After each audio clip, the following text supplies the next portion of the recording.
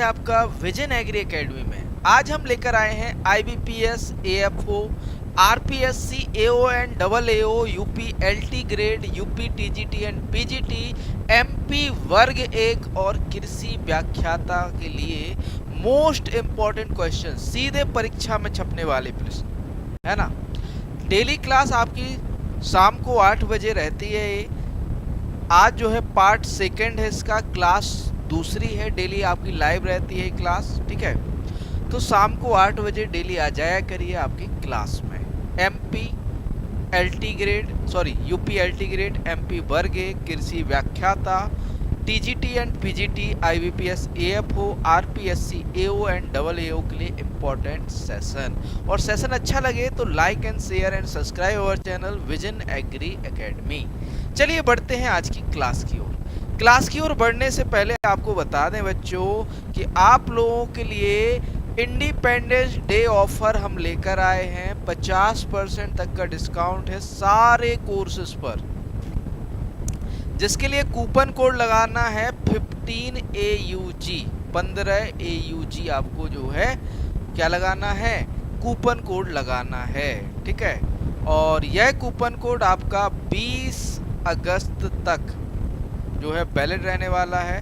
599 में आपको जो है संपूर्ण कृषि विज्ञान जो है वस्तुनिष्ठ प्रश्न वाली 10,000 MCQ वाली पुस्तक जो है उपलब्ध है। और 1399 में कंप्लीट आपकी संपूर्ण कृषि का हिंदी माध्यम में बुक्स अवेलेबल है। और साथ ही साथ बच्चों आपके लिए आज आपके लिए स्पेशल ऑफर, जो आपका UP एग्रीकल्चर एग्जाम वाला जो कोर्स था, जो 3,999 का था, मात्र 1,999 रुपये में आपको मिलने वाला है। और साथ में साथ 10,000 MCQ वाली क्लास जो है, सॉरी बुक जो है आपके घर पर डिलीवर करके, मतलब 600 रुपये की किताब और आपका जो है 1,999 या 3,999 वाला बैच, 5 एग्जाम की तैयारी वाला बैच मिलने वाला है मात्र 1,999 में। और 600 वाली किताब आपको इसके साथ में फ्री मिलने वाली है। तो जल्दी कीजिए, नीचे आपको डिस्क्रिप्शन में लिंक मिल जाएगा विजन एग्री एकेडमी का और हमारे एप्लीकेशन का।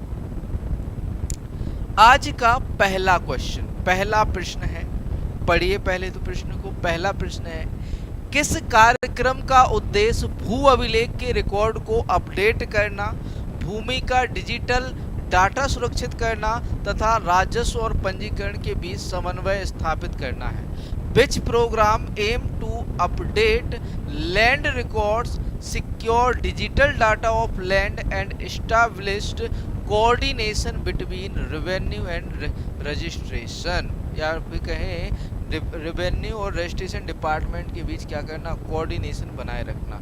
तो कौन सा कार्यक्रम है? सूखा प्रवण क्षेत्र कार्यक्रम, drought prone area programme DPAP, राष्ट्रीय भूमि रिकॉर्ड आधुनिकीकरण कार्यक्रम, national land record modernisation programme NLRMP, digital Bharat भूमि अभिलेख आधुनिकीकरण कार्यक्रम, digital India land records modernisation programme DILRMP, और आपका जो है चकबंदी योजना कंसोलिडेशन स्कीम। तो बच्चों क्या होगा राइट आंसर?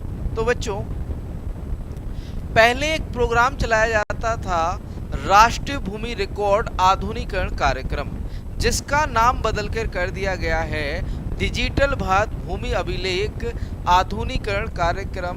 तो यहाँ पर राइट आंसर जो हो जाता है वो है डिजिटल भारत भूमि अभिलेख आधुनिकीकरण कार्यक्रम, digital India land record modernisation programme DILRMP, जो है आपके जो उद्देश्य हैं किस कार्यक्रम के हैं, ये आपके डिजिटल भारत भूमि अभिलेख आधुनिकीकरण कार्यक्रम, digital India land record modernisation programme या DILRMP के जो है ये क्या है उद्देश्य है। तो बच्चों डिजिटल भारत भूमि अभिलेख आधुनिकीकरण कार्यक्रम की बात करें तो आपके जो अभिलेख है या फिर कहें जो आपके एग्रीकल्चर लैंड है, पूछिए भैया, जो डिजिटल भारत भूमि अभिलेख आधुनिकीकरण कार्यक्रम है वर्ष 2008 में शुरू हुआ था। 2 केंद्र प्रायोजित योजनाओं भूमि अभिलेख का कंप्यूटरीकरण सुदृढ़ीकरण CLR और आपका राजस्व प्रशासन का सुदृढ़ीकरण व भू अभिलेख का अपडेशन जो SRA और ULR का विलय करके एक संशोधित योजना शुरू की गई जिसे राष्ट्रीय भूमि रिकॉर्ड आधुनिकीकरण कार्यक्रम के नाम से जाना जाता है ना। तो आप भैया 9 बजे के बाद कॉल कर लीजिए, कॉल करना है तो, है ना। नाम से जाना जाता है। इस संशोधित योजना का नाम परिवर्तित करके डिजिटल भारत भूमि अभिलेख आधुनिकीकरण कार्यक्रम रख दिया गया। मतलब जो अभी इसका नाम है वो है आपका डिजिटल भारत भूमि अभिलेख आधुनिकीकरण कार्यक्रम।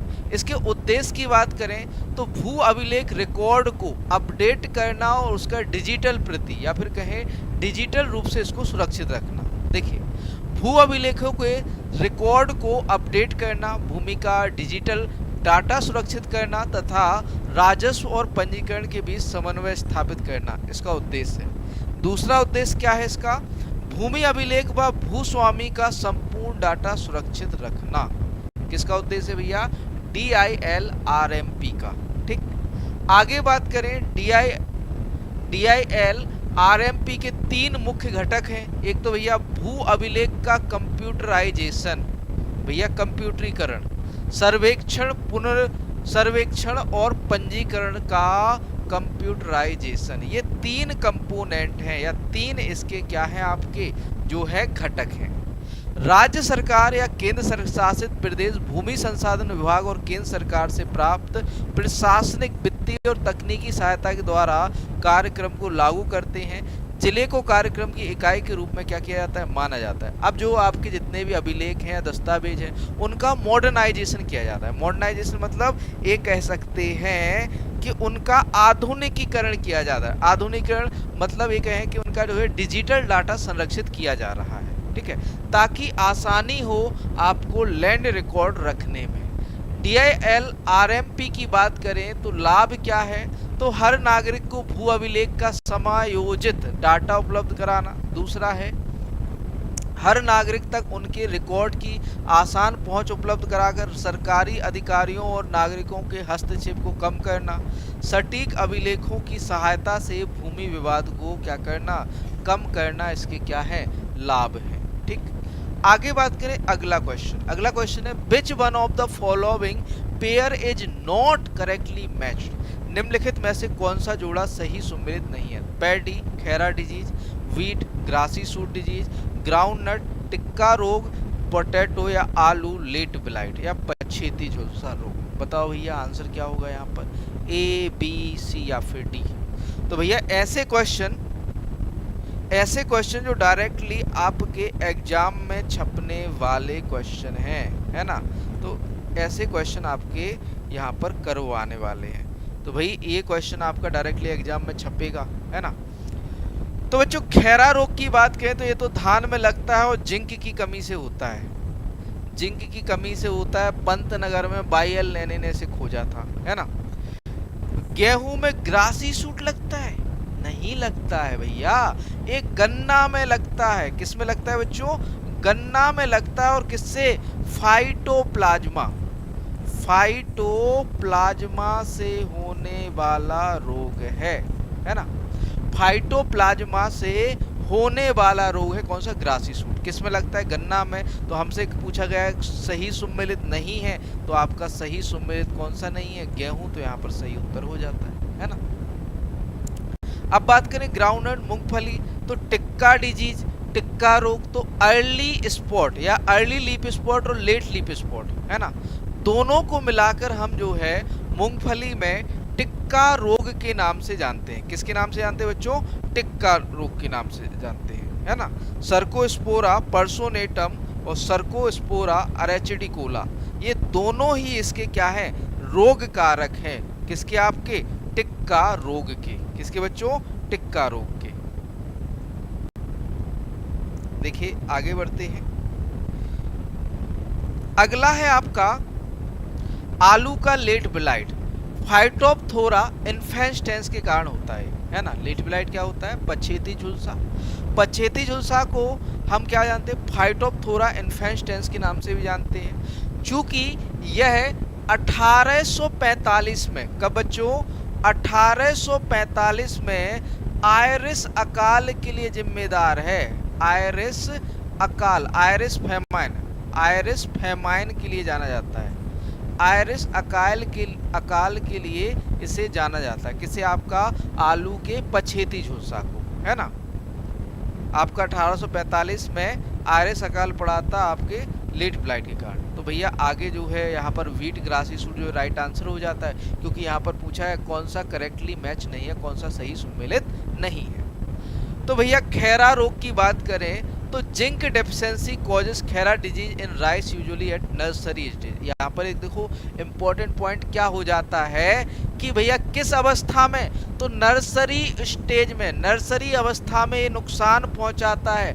जिंक की कमी से होने वाला रोग है कौन सा बच्चों? खैरा रोग। ये इंपॉर्टेंट पॉइंट हो जाता है, आपसे पूछ लेगा सीधा सीधा कि भैया कौन सा जो है नर्स या फिर कहें जो खैरा रोग है किस अवस्था में नुकसान पहुंचाता है, तो भैया नर्सरी अवस्था में। दूसरा पॉइंट की बात करें, the tip of the zinc deficient leaf first become yellow and then dry and plant remain stunted. आपका जो सबसे पहले आपने पढ़ा होगा कि जो जिंक की कमी आती है वो ऊपरी कली पे आती है या टिप पर आती है ना। तो पहले टिप पीली पड़ती है, फिर क्या होता है पूरा का पूरा पौधा सूख जाता है।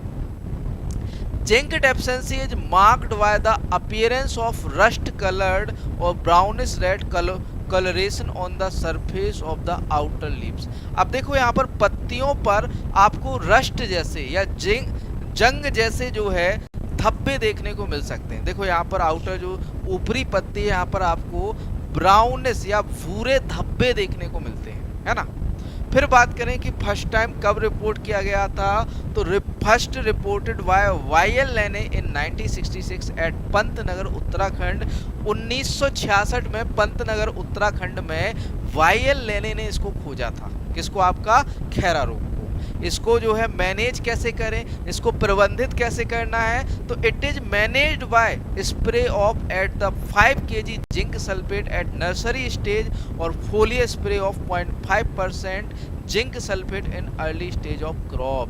तो नर्सरी अवस्था में 5 kg जिंक का हम क्या कर सकते हैं, नर्सरी अवस्था में हम स्प्रे कर सकते हैं या फोलियर या फिर कहें पत्तियों पर छिड़काव कर सकते हैं 0.5% जिंक सल्फेट का अर्ली स्टेज ऑफ क्रॉप या फिर कहें शुरुआती अवस्था में। ठीक है, तो ये हो गया भैया हमारा खैरा रोग। अब भैया खैरा रोग भूलोगे तो नहीं, आप देख लो 3 मेजर पॉइंट याद कर लो। पहला क्या कि भैया जिंक की कमी से होता है। दूसरा क्या, नर्सरी की अवस्था में जो है नुकसान पहुंचाता है। किसने खोजा? वाई.एल. लेने ने। जिंक कितना प्रयोग करना है, तो स्प्रे के रूप में आपको या फिर कहें नॉर्मली 5 kg नर्सरी स्टेज में और नॉर्मली अर्ली स्टेज में या फिर कहें शुरुआती अवस्था में 0.5% जो है यूज करना है। इतना क्लियर कर लो आप, है ना। चलिए आगे चलते हैं, अगले रोग की बात करें, ग्रासी सूट, जो कि किससे होता है बच्चों? फाइटोप्लाज्मा से होता है ना। किससे होता है? फाइटोप्लाज्मा से। ये डिजीज या यह रोग जो है आपके 2 महीने बाद या फिर कहें प्लांटिंग के 2 महीने बाद देखने को मिलता है। देखिए, the disease appears nearly 2 months after planting, या फिर कहें रोपण के 2 महीने बाद ये रोग देखने को मिलता है। नेक्स्ट बात करें, the disease is characterised by the production of numerous lanky tillers from the base of the affected shoot. Lanky मतलब ये कहें कि बोने टिलर्स हमें देखने को मिलते हैं आपके जो ये कहें अफेक्टेड बेस होता है या सूट या फिर कहें तना होता है वहाँ से। Leaves become pale yellow to completely chlorotic thin and narrow. इसकी जो पत्तियां हैं पतली और सक्रिय रह जाती हैं और साथ ही साथ पतली रहती हैं और सक्रिय होती हैं और पूरा का पूरा जो लीव्स है या पत्ती है पेल येलो या फिर कहें पूरी तरह से पीली पड़ जाती है। The plant appear bushy and grass like due to reduction in the length of internode premature and continuous tillering. The affected clumps are stunted with premature proliferation of axillary words। जो axillary words हैं उनका जो है premature या फिर कहें पकने से पहले ही आपका आ जाना, है ना। और साथ में साथ आपको ग्रास जैसा बुशी अपीयरेंस या फिर कहें झाड़ू जैसा या फिर कहें आपको घास जैसा देखने को मिलता है इसमें, है ना। ये प्रमुख है आपका, ग्रास लाइक है ना, ये पूछा जाएगा आपसे एग्जाम में। नेक्स्ट बात करें अगले क्वेश्चन की। अगला क्वेश्चन है बच्चों, brown leaf spot disease of rice is caused by. चावल का भूरा पत्ती धब्बा रोग किसके कारण होता है? ब्राउन लीफ स्पॉट किसके कारण होता है? जल्दी से बताओ। हेलमिंथोस्पोरियम ओराइजी के कारण, सर्कोस्पोरा अरेचिडिकोला, जेंथोमोनास ओराइजी या पायरिकुलेरिया ओराइजी? जल्दी से बता दो। ब्राउन लीफ स्पॉट, आपका जो धान का ब्राउन लीफ स्पॉट है वह किस कारण से होता है? जल्दी से लिख दो आंसर, है ना, ए बी सी या फिर डी। ड्रीम एजीटीए वाला लिख रहे हैं, 52 मार्क्स हैं, ओबीसी कैटेगरी है, क्या एजीटीए में हो सकता है? बिल्कुल हो सकता है सर आपका, आप बिल्कुल से बेफिक्र रहिए, आपका बिल्कुल से तय है, सिलेक्शन बिल्कुल से तय है ना।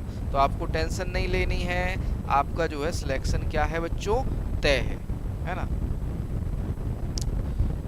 तो भाई आपके ब्राउन स्पॉट की बात करें, है ना, तो जो आपका भूरा धब्बा है वो किससे होता है? हेलमिंथोस्पोरियम ओराइजी के कारण होता है। किसके कारण होता है? हेलमिंथोस्पोरियम ओराइजी के कारण होता है। और 1943 में, कब बच्चों? 1943 में बंगाल का अकाल पड़ा था, बंगाल फेमाइन किसके कारण हुआ था? बंगाल का अकाल किसके कारण पड़ा था? आपका जो है धान का चावल के भूरे पत्ती धब्बा रोग के कारण जो है पड़ा था। आपका जो सर्कोस्पोरा अरेचिडिकोला, सर्कोस्पोरा अरेचिडिकोला, यह जो है आपका मूंगफली का टिक्का रोग, है ना, मूंगफली के टिक्का रोग से संबंधित है Cercospora arachidicola. Early leaf spot, early leaf spot के नाम से भी जाना जाता है, अर्ली लीफ स्पॉट, है ना। कभी कभार ऐसा देखो बच्चों, एक चीज और, अभी एजीटी में साइंटिफिक नेम पूछ लिए गए थे कि भैया कौन सा जो है इस फसल से या दलहनों में लगने वाला जो है कीट नहीं है ना, ये पूछा था कौन से कीट जो है दलहन में लगने वाले हैं। तो यहाँ पर 4 कीट दे दिए गए थे, पूछा था 2 हैं, 4 हैं, 3 है या आपके 1 है। तो भैया ऐसे क्वेश्चन भी पूछे जा रहे हैं, तो साइंटिफिक नेम तो बिल्कुल रट लो हर एक चीज का, क्योंकि साइंटिफिक नेम से आजकल देखो पेपर को टफ बनाने के लिए क्या किया जा रहा है, साइंटिफिक नेम दिए जा रहे हैं। तो रोगों और कीटों के साइंटिफिक नेम ज्यादातर पूछे जा रहे हैं, तो इनको भी आपको रटना है अच्छे से, है ना। आगे बात करें जेंथोमोनास ओराइजी, तो भैया बैक्टीरियल ब्लाइट का नाम आपने सुना होगा, है ना, राइस का या फिर कहें धान का बैक्टीरियल लीफ ब्लाइट, है ना, बैक्टीरियल लीफ ब्लाइट। जीवाणु झुलसा, जीवाणु पत्ती झुलसा के नाम से इसे जाना जाता है, जो कि किसके जेंथोमोनास ओराइजी। और धान का जो ब्लास्ट रोग होता है, कौन सा बच्चों? ब्लास्ट डिजीज होती है, ये किससे होती है? पायरिकुलेरिया ओराइजी के कारण होती है। ब्लास्ट डिजीज किससे होती है? पायरिकुलेरिया ओराइजी से के कारण होती है, और इसे अमीर आदमियों का रोग या रिचेस्ट मैन डिजीज कहा जाता है। किसे बच्चों? आपका पायरिकुलेरिया ओराइजी या ब्लास्ट डिजीज जो है धान की, इसे किस नाम से जाना जाता है? आपका जो है रिचेस्ट मैन डिजीज के नाम से जाना जाता है, और ये कैसी है? ईयरबोर्न है, या फिर कहें आप ये कह सकते हैं कि यह हवा से फैलने वाली क्या है? रोग है। तो भैया यहाँ पर आगे देखेंगे हम कि भैया कौन से जो है यहाँ पर हेलमिंथोस्पोरियम ओराइजी राइट आंसर हो जाता है। कौन से रोग किस कारण से होते हैं और इनका जो है पैथोजन कौन सा है। अब भैया ये एग्जाम में पूछे जा रहे हैं तो इम्पोर्टेंट तो है ही, है ना। और भैया अब देखो, यदि पेपर में क्वेश्चन आ गया ना तो आप कह नहीं पाओगे कि संजीव सर ने ये पढ़ाया नहीं है। अब की बार आप लोगों को एक मौका नहीं देंगे कि आप लोग कह सको कि आपने नहीं पढ़ाया। सारा कुछ पढ़ाने वाले हैं, एक भी क्वेश्चन आपका बाहर नहीं जाने देंगे, है ना। क्योंकि इस बार पैटर्न थोड़ा सा चेंज हुआ है, तो इस वजह से हम भी थोड़ा सा, है ना, उसमें मैंने पहले सिलेबस के अकॉर्डिंग पढ़ाया। सिलेबस के अकॉर्डिंग मतलब मैंने सोचा कि जैसा सिलेबस में वैसा आएगा, लेकिन आउट ऑफ सिलेबस चला गया, है ना, तो वहाँ पर चीज़ें गड़बड़ हो गई। तो भैया धान का जो टुंगरो रोग होता है, वायरल डिजीज, देखो पहले विषाणु जनित रोग देखेंगे हम, है ना, विषाणु जनित रोग, वायरल से होने वाले या वायरस से होने वाले रोग देखेंगे सबसे पहले। तो धान का टुंगरो रोग, rice tungro disease, killer disease of rice के नाम से जानते हैं। इसका जो वेक्टर है हरा leaf hopper, green leaf hopper, इसका क्या है बच्चों, आपका क्या है, वेक्टर है। नेक्स्ट बात करें धान का घास स्टंड रोग, राइस ग्रासी स्टंड डिजीज, ये भी आपकी वायरल डिजीज है, इसका वेक्टर है ब्राउन प्लांट हॉपर। अब भैया फंगल डिजीज की बात करें, कवक जनित रोग, जैसे आपका ब्लास्ट ऑफ राइस है, रिचेस्ट मैन डिजीज के नाम से जाना जाता है, इससे पायरिकुलेरिया ओराइजा से होता है। ब्राउन स्पॉट भूरा धब्बा हेलमिंथोस्पोरियम ओराइजा से होता है। सीथ ब्लाइट राइजोक्टोनिया सोलानी से होता है। फाल्स स्मट स्टीलेजिनोइडिया बेरेंस के कारण होता है। अडबट्टा डिजीज एफेलिस ओराइजा के कारण होती है। फूट रॉट या बकाने डिजीज आपकी फ्यूजेरियम मोनेलिफॉर्म के कारण होती है। ये हो जाते हैं आपके कवक जनित रोग या कवक से होने वाले रोग। फिर बात करें बैक्टीरियल डिजीज की, जीवाणु जनित रोग की, तो बैक्टीरियल लीफ ब्लाइट या क्रिसेक जो कि आपका जेंथोमोनास ओराइजा या पीबी ओराइजा से होता है। फिर अदर अन्य डिजीज की बात करें तो उफरा डिजीज जो कि आपका उफरा रोग नेमेटोड से होने वाला है। डिटिलेंचस एंगस्टस जो है नेमेटोड के कारण ये होता है, डिटिलेंचस एंगस्टस नेमेटोड। धान की जड़गांठ सूत्रकृमि नेमेटोड से होने वाला। मेलोइडोगाइना, ग्रेमनिकोला और आपका पंसुक रोग सूखा शारीरिक विकार के रूप में ये जाना जाता है। ठीक है, तो ये हो गया आपके धान में होने वाले प्रमुख रोग और किसके कारण होते हैं और इनका पैथोजन क्या है ना। इतना सटीक, इतनी सटीकता से आपको पढ़ाएंगे ना बच्चों कि एक भी क्वेश्चन बाहर नहीं जाएगा।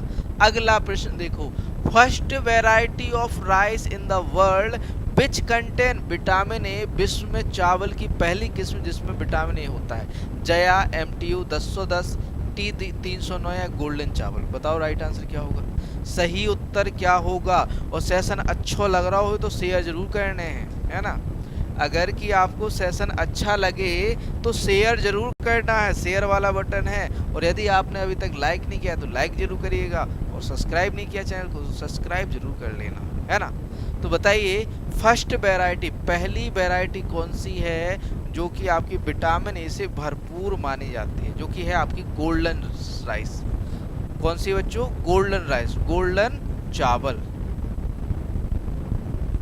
गोल्डन राइस जो है पहली जो है विश्व में आपकी धान की क्या थी, किस्म थी।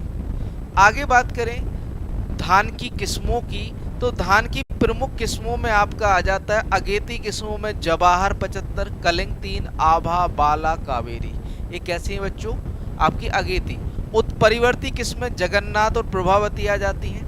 लवणता सहनशील किस्मों में लूनीश्री, CSR 5, CSR 10, CSR 13, CSR 6, CSR 27 आ जाती है। ठीक है, और आगे बात करें बच्चों आपकी मध्यम अवधि की किस्मों में अनुपमा, रत्ना और समृद्धि आ जाती हैं।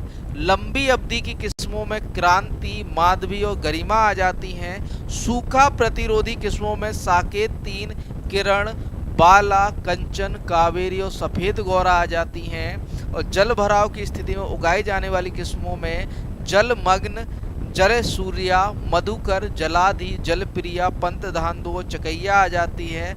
झुलसा रोग प्रतिरोधी में पंत धान 4, बाला, कृष्णा, जया, कावेरी और IR20 आ जाती हैं। लवणता प्रतिरोधी जो आपकी किस्में हैं जया है, रत्ना है, ऊसर 1 है। सुगंधित चावल की जो किस्में हैं, बासमती राइस की जो किस्में हैं इसमें साबरमती, बासमती 370, स्थानीय करनाल, देहरादून, पूसा बासमती 1 और कस्तूरी आ जाती हैं। किस्में आपकी जो है धान की आपकी सुगंधित चावल वाली किस्में। आगे बढ़ते हैं अगले प्रश्न की ओर, प्रश्न नंबर 5।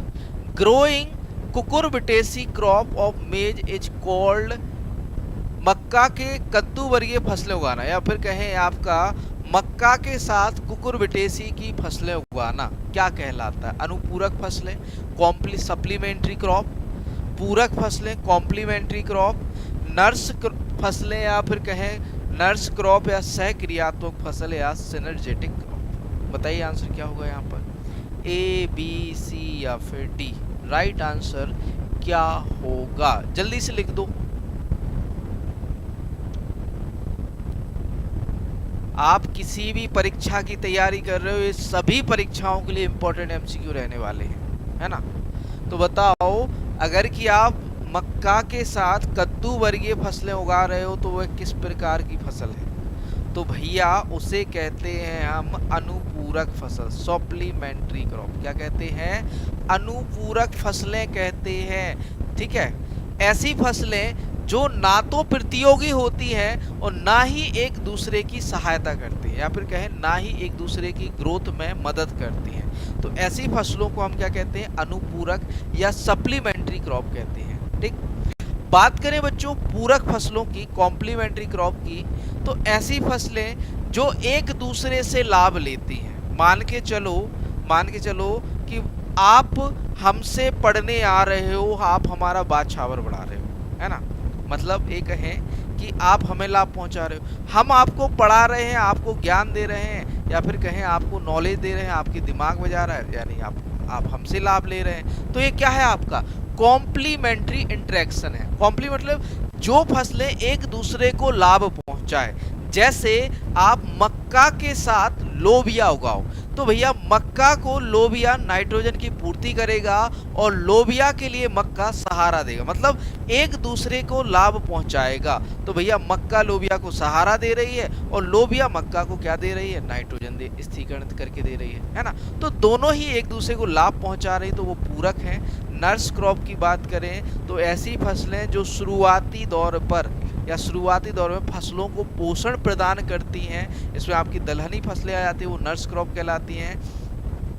सहक्रियात्मक फसलों की बात करें, सिनर्जेटिक फसलें, ऐसी फसलें जिनका उत्पादन जो शुद्ध फसल है जो शुद्ध फसल है, तो दो इंटरक्रॉप का उत्पादन शुद्ध फसल से ज़्यादा होता है, तो उसे हम क्या कहते हैं? सहक्रियात्मक जो है सिनर्जेटिक क्रॉप कहते हैं। देखो बच्चों, सप्लीमेंट्री क्रॉप की बात करें, अनुपूरक फसलों की बात करें, तो ऐसी फसलें ना तो प्रतियोगी हैं, ना ही कॉम्पिटिटिव होती हैं, और ना ही पूरक कॉम्प्लीमेंट्री, ना ही एक दूसरे को लाभ पहुंचाएंगी और ना ही एक दूसरे से क्या करेंगी? प्रतियोगिता करेंगी। तो ऐसी फसलें कौन सी? कॉम्प्लीमेंट्री। जैसे आपका मक्का और कुकुरबिट्स, है ना। मेज और कुकुरबिट्स एक अच्छा एग्जाम्पल है। कॉम्प्लीमेंट्री की बात करें, पूरक फसलें, ऐसी फसल प्रणाली जिसमें दो अंतर्वर्ती फसलों को एक दूसरे से क्या होता है मेरे प्यारे बच्चों? लाभ होता है। एक दूसरे से जो लाभ प्राप्त करें वो क्या कहलाएंगे? पूरक फसलें कहलाएंगी। तो पूरक में कौन आ जाते हैं? कॉम्प्लीमेंट्री में कौन आते हैं? इस फसल प्रणाली में एक दूसरे फसल को अंतर्वर्ती फसल से लाभ होता है। उदाहरण आपका ज्वार और लोबिया। ज्वार लोबिया से नाइट्रोजन प्राप्त करता है और लोबिया को ज्वार से सहारे की आवश्यकता होती है। आगे बात करें नर्स क्रॉप की, नर्स फसलें, ऐसी फसलें दूसरे पौधे के पोषण तथा वृद्धि में सहायक होती हैं, या एक साथी फसल जो मुख्य फसल को नाइट्रोजन स्थिरीकरण और या मिट्टी में कार्बनिक पदार्थ जोड़कर पोषण करती है। उदाहरण के लिए अनाज के साथ लोबिया, चाय में ग्लिसरीडिया और टेप्रोसिया। फिर बात करें सहक्रियात्मक सस्यन की, सिनर्जेटिक क्रॉपिंग की, तो जब दो अंतरा सस्यन फसलों का प्रति हेक्टेयर उत्पादन उसके शुद्ध फसलों के प्रति हेक्टेयर उत्पादन से ज़्यादा हो तो उसे सहक्रियात्मक सस्यन कहलाते हैं। मतलब कि ये कहें कि दो अंतः सस्य क्रॉप उगा रहे हो, मान के चलो दो क्रॉप इंटरक्रॉप उगा रहे हो, उनका उत्पादन शुद्ध फसल के मुकाबले ज़्यादा होता है, तो उसे हम क्या कहते हैं? सहक्रियात्मक सिनर्जेटिक क्रॉपिंग कहते हैं। जैसे गन्ना, आलू। अगला क्वेश्चन है, तंबाकू एक है, टोबैको इज आ उथली shallow rooted, medium rooted, deep rooted या ऑल ऑफ दीज। उथली जड़ वाली है, मध्यम जड़ वाली है, गहरी जड़ वाली है, या फिर कहें आपका जो है सभी प्रकार की है। बताओ जल्दी से आंसर क्या होगा भैया, शेयर कर दो। आजकल लखीमपुर खीरी वाले, हापुड़ वाले, आपके जो है पीलीभीत वाले, कहाँ गए हो भैया आप लोग? प्रयागराज वाले, मिर्ज़ापुर वाले, इटावा वाले, है ना, आगरा वाले, कन्नौज वाले, सभी लोग गायब तो हैं। कहाँ गए हो आप लोग? कानपुर वाले, प्रयागराज, मैंने बोल ही दिया, वाराणसी, सभी लोग तो थे। कहाँ गए आप लोग? पेपर हो गया तो जिम्मेदारी खत्म, है ना। बताओ आंसर क्या होगा। तंबाकू कैसी है, उतली जड़ वाली है, गहरी जड़ वाली है? जल्दी से आंसर कर दो, ए बी सी या फिर डी। राइट आंसर क्या होगा? टोबैको जो है उतली जड़ वाली है, गहरी जड़ वाली है? जल्दी से आंसर करो, ए बी सी या फिर डी।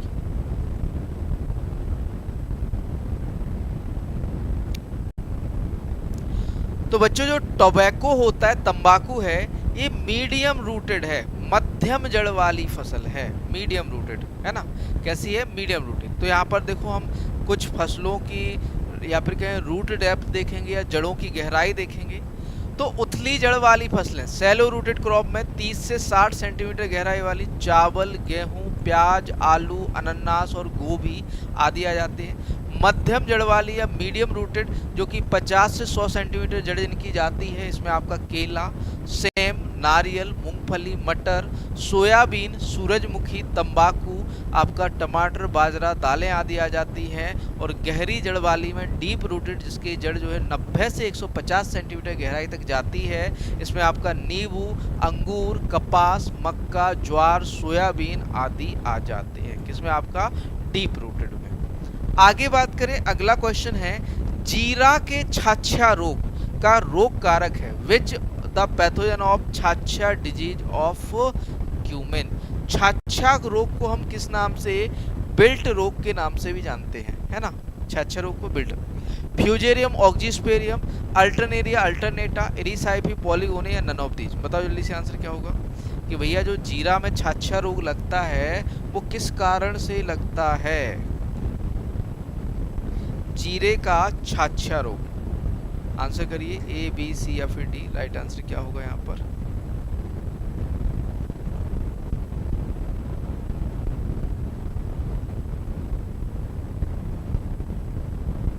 जल्दी से आंसर कर दीजिए।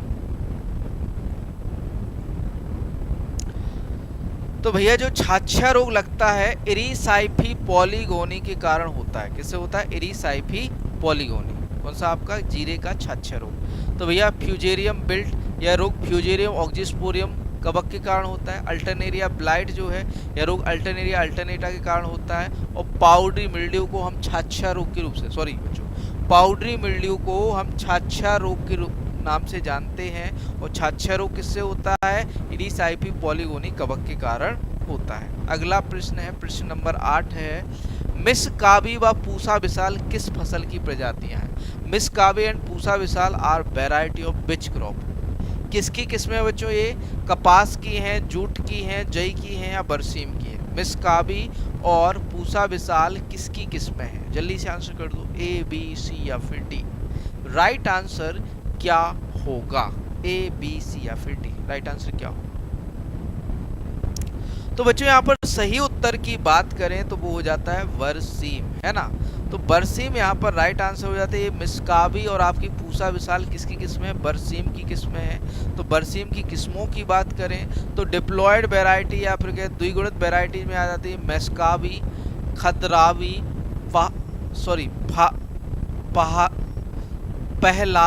पहली और आपकी सिंधबाद, वरदान, IGFRI 99, IGFRI 19 it is suitable for Rajasthan या राजस्थान के लिए उपयुक्त है। BC1 it is also known as Ludhiana berseem, इसे लुधियाना बरसीम के रूप में जाना जाता है। आपकी जो है ट्रिप्लॉयड वैरायटी जो Pusa giant, Pusa Vishal, BL42, BL43, BL10, BL22, BL2 diploid है। T526, T560, T780 और अदर वैरायटी में बुंदेल बरसीम 3, बुंदेल बरसीम 2, BL2, HFB 600, BL180, हिसार बरसीम 1, HFB 600। ये किस्में प्रमुख हो जाती हैं किसकी बच्चों? बरसीम की। अगला क्वेश्चन 9वां क्वेश्चन है, crop rotation intensity for groundnut, wheat, sugarcane cropping system, मूंगफली, गेहूं, गन्ना फसल प्रणाली के लिए फसल चक्र क्या होगा? यहाँ पर बताना है 200% होगा, 100% होगा, 150% हो गया, 300% होगा। कितने परसेंट जो है फसल या फिर क्या फसल चक्र सघनता यहाँ पर होगी? क्रॉप रोटेशन इंटेंसिटी कितनी होगी? तो ये क्रॉप रोटेशन इंटेंसिटी क्या होता है? फसल चक्र में फसलों की संख्या बटे में आपका क्या, जल्दी से बताओ, फसलों का वर्ष, फसल चक्र के वर्षों की संख्या, है ना। तो यहाँ पर देखो मूंगफली गेहूं है, ये 1 वर्ष की हो गई, और गन्ना 1 वर्ष की हो गई, तो 2 वर्ष की फसल है। और कितनी फसलें हैं? 3 फसलें हैं, गुणा 100 कर दो, तो भैया कितना, 150%, 150% आ जाएगा, है ना। तो यहाँ पर देखो ये आपका 50 बार 5 15 150% यहाँ पर हमारी क्या आ जाएगी, crop rotation intensity. Option C यहाँ पर क्या हो जाता है बच्चों, सही उत्तर हो जाता है। सही उत्तर क्या हो जाता है? Option C. चूंकि इसका फॉर्मूला जो होता है number of crops in crop rotation, आपके फसल चक्र में फसलों की संख्या बटे में आपका आ जाता है फसल चक्र के वर्ष, कितने वर्ष का फसल चक्र है ना, और गुणा 100 कर दो तो आपकी क्रॉप रोटेशन इंटेंसिटी हमारी निकल आती है। ठीक, अगला क्वेश्चन नंबर 10 है, the target specific use of inputs for crop production according to crop requirement on localize basis, it is which type of farming. स्थानीय आधार पर फसल की आवश्यकता के अनुसार फसल उत्पादन के लिए इनपुटों का लक्ष्य विशिष्ट उपयोग करना यह किस प्रकार की खेती है? प्रिसीजन फार्मिंग, यथार्थता खेती, सस्टेनेबल एग्रीकल्चर, सतत कृषि, शिफ्टिंग कल्चर कल्टीवेशन या स्थानांतरण खेती, नन ऑफ दीज, इनमें से कोई नहीं। तो सही उत्तर बता दो बच्चों, क्या होगा, ए, बी, सी या फिर डी। जल्दी से आंसर कीजिए।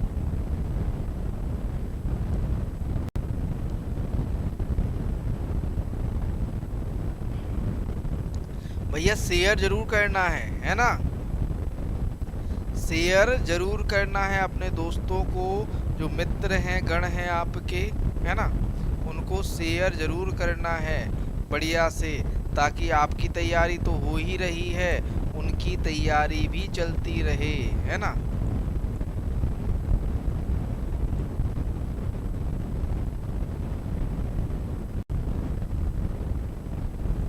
आपकी तैयारी तो चल ही रही है, उनकी तैयारी भी आपकी बढ़िया होती रहे।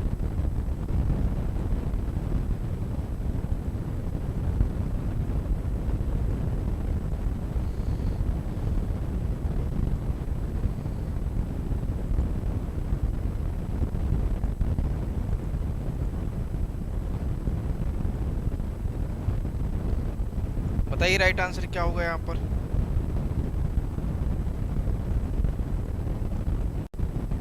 ए, बी, सी या फिर डी?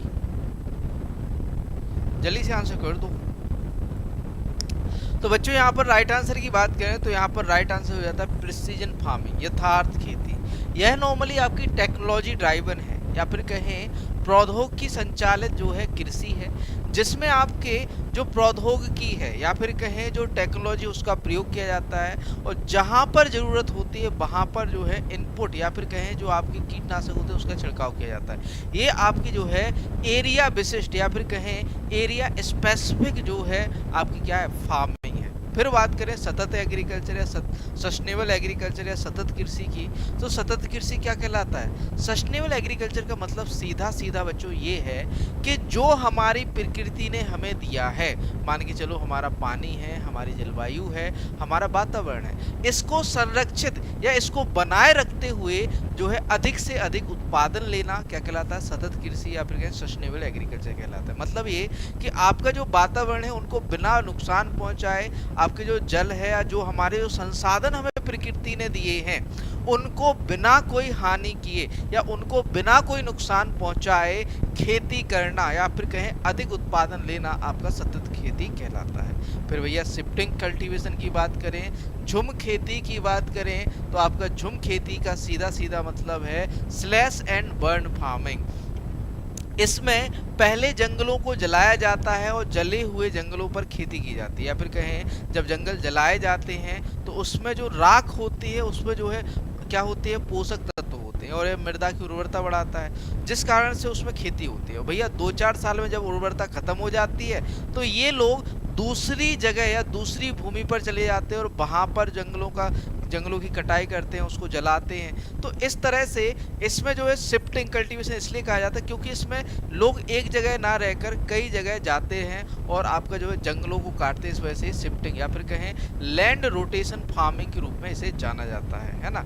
या फिर कहें आपकी जो है आपकी फसल तो सेम रहती है लेकिन इसमें जमीन या भूमि बदलती रहती है, किसमें आपका शिफ्टिंग कल्टीवेशन। अगला क्वेश्चन है एप्रिकेनिया मेलेनोल्यूका किसके खिलाफ परजीवी के रूप में प्रयोग किया जाता है? Epiricania melanoleuca is use as a parasite against what? Sugar cane scale या राइस मिलीबग या शुगर कैन पायरिल्ला या राइस लीफ हॉपर?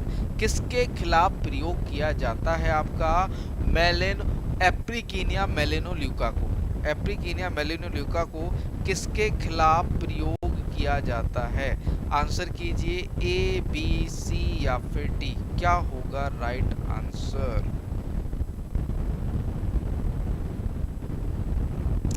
तो बच्चों यहाँ सही उत्तर की बात करें तो शुगर कैन पायरिल्ला के खिलाफ, किसके खिलाफ बच्चों? पायरिल्ला के खिलाफ एप्रिकेनिया जो है मेलेनोल्यूका को यूज किया जाता है। किसके खिलाफ आपका? शुगर कैन पायरिल्ला के खिलाफ। ठीक। अगला क्वेश्चन है गन्ने की बुआई के लिए कितने पुराने सेट्स का प्रयोग करना चाहिए? How old sets should be use for sowing sugar cane? 4 to 6 month, 8 to 10 month, 10 to 12 month या फिर कहें 15 to 20 मंथ? 4 से 6 महीने पुराने, 8 से 10 महीने पुराने, 10 से 12 महीने या 15 से 20 महीने पुराने? कितने महीने पुराने सेट्स, जो कि आपके जो गन्ने की जो कटिंग होती है उसे हम सेट्स के नाम से जानते हैं, जो बीज होता है उसे सेट के नाम से जानते हैं। तो कितने महीने पुराने सेट होना चाहिए? आंसर कीजिए ए, बी, सी या फिर डी, क्या होगा सही उत्तर? जल्दी से उत्तर लिख दो अपना कमेंट बॉक्स में, है ना। डेली क्लास रहने वाली है शाम को 8 बजे, तो सभी लोग जुड़ जाइए, चाहे आप राजस्थान वाले हो, चाहे आप एमपी वाले हो, चाहे आप यूपी वाले हो, सभी के लिए एक कॉमन क्लास हमारी तरफ से चलने वाली है डेली, है ना। तो जल्दी से जो है लाइक शेयर सब्सक्राइब और चैनल विजन एग्री अकेडमी। तो आंसर बताओ क्या होगा? तो भैया राइट आंसर हो जाता है ऑप्शन सी, 10 से 12 महीने पुराने। जो हम शुगर कैन में प्लांटिंग के लिए या फिर कहें शुगर कैन में बीज के रूप में या गन्ने में बीज के रूप में जो सेट लेते हैं वो 10 से 12 महीने क्या होने चाहिए? पुराने होने चाहिए। 10 से 12 महीने क्या होना चाहिए? पुराने। तो ऑप्शन सी यहाँ पर राइट आंसर हो जाता है। आगे बात करें तो गन्ना रोपण के लिए प्रयुक्त जो सामग्री होते हैं उसे सेट्स या कटिंग के रूप में जानते हैं। ठीक है। गन्ने में बीज के लिए गन्ने का ऊपरी 1/3 हिस्सा, जो ऊपरी पार्ट होता है, अपर पार्ट होता है, उसका 1/3 भाग जो है लिया जाता है किसके लिए? आपका बुआई के लिए, है ना, बीज के रूप में। बुआई के लिए सेट 10 से 12 महीने की आयु वाली 3 कली वाले होने चाहिए। यदि आप 3 कली वाले सेट ले रहे हो तो 35,000 से 40,000 सेट प्रति हेक्टेयर चाहिए होंगे। 2 कलियों वाले ले रहे हो तो 60,000 से 80,000 सेट प्रति हेक्टेयर चाहिए। 1 कली वाला प्रयोग कर रहे हो तो 1,25,000 सेट प्रति हेक्टेयर आपको यूज करने पड़ेंगे, उपयोग करने पड़ेंगे। अगला क्वेश्चन है कपास की अत्यधिक लंबे रेशे वाली किस्म कौन सी है? Which is the ultra long staple variety of cotton? MECH4, MECU5, Surya, Dhanlaxmi. कौन सी किस्म जो है कॉटन की एक्स्ट्रा लॉन्ग या अल्ट्रा जो है आपका जो है लेंथ वाली वेराइटी है किसकी? आपकी बच्चों कपास की। भैया वो है आपकी कौन सी? जल्दी से बता दो, ए, बी, सी या फिर डी। आप लोगों तो ABCD लिखना पड़ेगा, ऐसे नहीं चलेगा, है ना। ABCD नहीं लिखोगे तो नहीं चलेगा, लिखना पड़ेगा भैया, लिखना तो पड़ेगा। जल्दी से आंसर कर दो। जो बच्चे रिकॉर्डेड देख रहे हैं ना वो भी आपका जो है आंसर कीजिएगा इसको, है ना। तो बताओ आंसर क्या होगा? A, B, C या फिर D? राइट आंसर क्या होगा?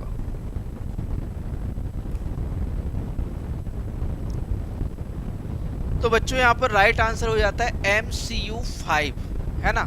अत्यधिक लंबे रेशे वाली किस्म है, अल्ट्रा लॉन्ग स्टेपल लेंथ होती है इसकी, और सबसे ज्यादा जो स्टेपल लेंथ होती है ना वो किसकी होती है? गॉसिपियम बारबेंडेंस। ये भी आप याद रखना, गॉसिपियम बारबेंडेंस। इसकी जो स्टेपल लेंथ होती है सभी कपास में जो है इस प्रजाति की जो है सर्वाधिक जो है स्टेपल लेंथ होती है गॉसिपियम बारबेंडेंस की। यहाँ पर MCU 5 जो है राइट आंसर हो जाता है। आगे बात करें कपास की किस्मों की तो H4 विश्व की पहली व्यावसायिक संकर किस्म है जो कि आपकी सूरत गुजरात में डेवलप की गई थी CT पटेल द्वारा। तो भैया देखिए H4 यह विश्व में कपास की पहली व्यावसायिक रूप से संकर किस्म थी।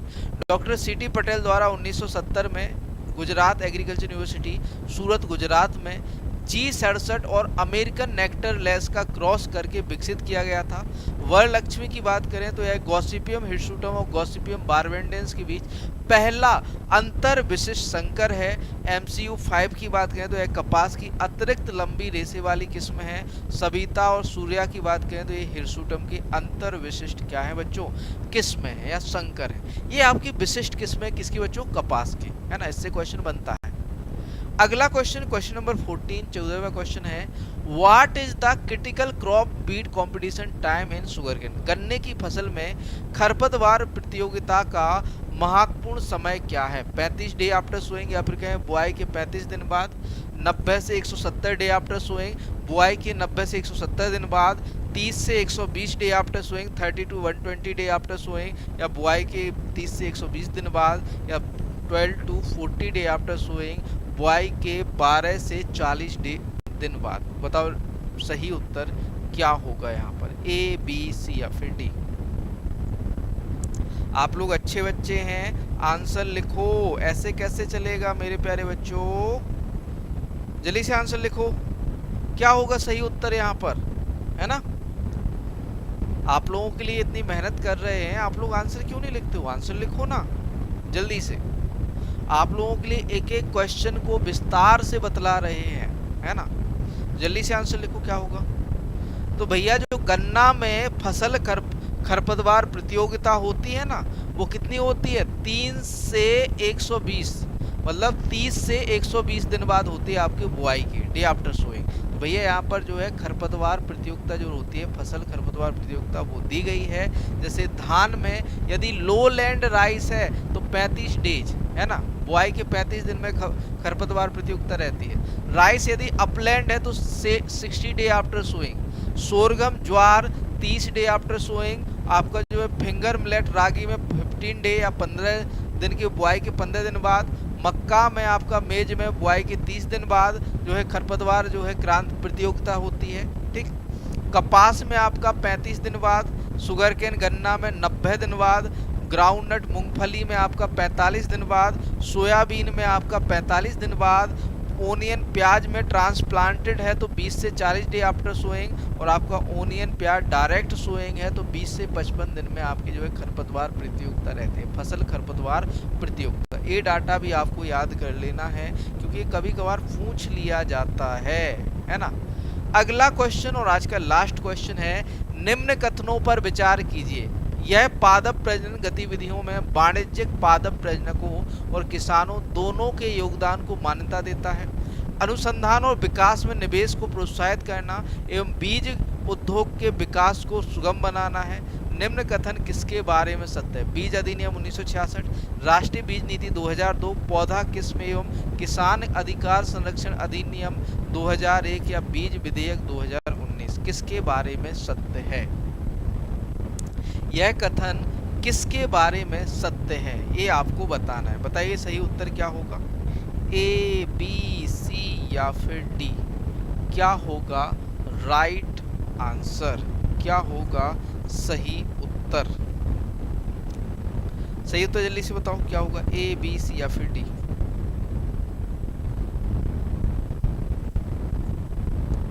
A, B, C या फिर D क्या होगा राइट आंसर।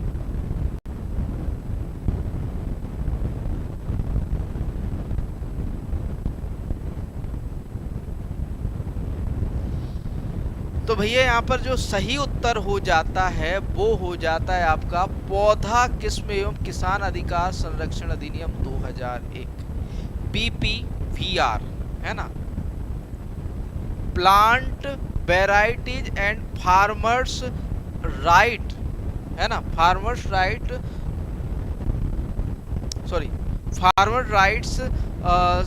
संरक्षण अधिनियम या एक्ट के रूप में ये जाना जाता है आपका, ठीक है। और इसके तहत आपके जो है ये कथन आपके सत्य है, ठीक। इसी के साथ आज का सेशन यहाँ पर समाप्त होता है।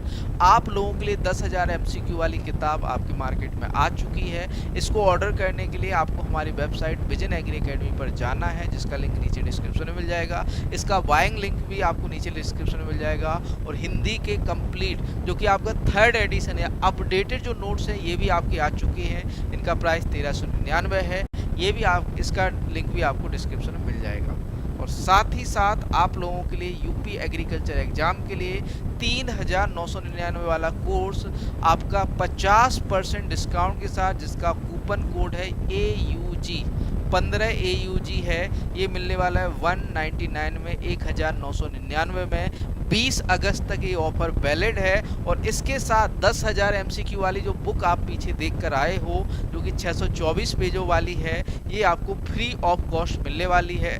जो ये कोर्स 1,999 परचेज करेगा, जो कि आपके 5 एग्जाम यूपी AGTA, गन्ना पर्यवेक्षक, UP PSC STA, UP TGT and PGT जो है आपका कवर करेगा। आपको कूपन कोड याद रखना है 15 AUG, जो कि ये आपका 20 अगस्त तक वैलिड रहने वाला है ये कूपन कोड, ठीक है। इसी के साथ मिलते हैं नेक्स्ट सेशन में आपका कल। आपका जो है happy independence day super deal 50% of आपको मिलने वाला है। कूपन कोड हम दोबारा लिख दे रहे हैं यहाँ पर, ताकि आप भूल ना जाओ। AUG आपका जो है 15 AUG है ना, 15 AUG। यदि कोई भी क्वारी है तो इस नंबर पर आप संपर्क भी कर सकते हैं 7880497104। और बाकी हमारी जो वेबसाइट है, जिसका लिंक नीचे डिस्क्रिप्शन में मिल जाएगा, वहाँ पर सारे कोर्सेज आपके अवेलेबल हैं, आपके प्रिंटेड नोट्स अवेलेबल हैं। सारी चीज़ें हमारी वेबसाइट visionagriacademy.in व हमारी जो एप्लीकेशन है विजन एग्री अकेडमी, जो कि प्ले स्टोर पर मिल जाएगा, वहाँ से मिल जाएगा, ठीक है, जिसका लिंक आपको नीचे डिस्क्रिप्शन में मिल जाएगा, ठीक। तो ये नंबर है हमारा, इस पर आप संपर्क कर सकते हैं किसी भी क्वारी के लिए। और कूपन कोड जो कि 20 अगस्त तक वैलिड रहने वाला है, कूपन कोड है ना, कूपन कोड याद रखना 15 AUG, ये आपका कूपन कोड है। 20 अगस्त तक ये वैलिड रहेगा, उसके बाद ये एक्सपायर कर दिया जाएगा, ठीक है। मिलते हैं आपको नेक्स्ट सेशन में आपका कल शाम को 8 बजे आपके जो है यूपी एग्रीकल्चर वाले जो है आपके सेशन में। थैंक यू दोस्तों।